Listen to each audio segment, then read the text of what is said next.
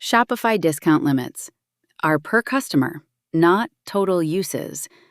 Ask Sidekick to count a code and email you the moment it hits 50 uses.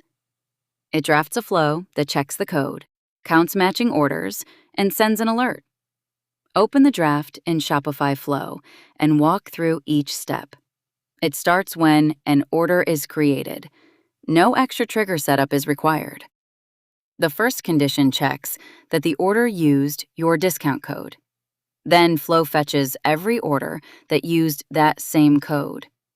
Count tallies those orders so you know the total uses. When the count equals 50, the true path continues. Flow emails your staff so you can deactivate the code before it is abused.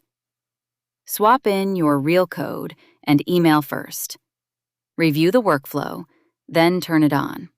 Confirm in the Modal to activate the automation.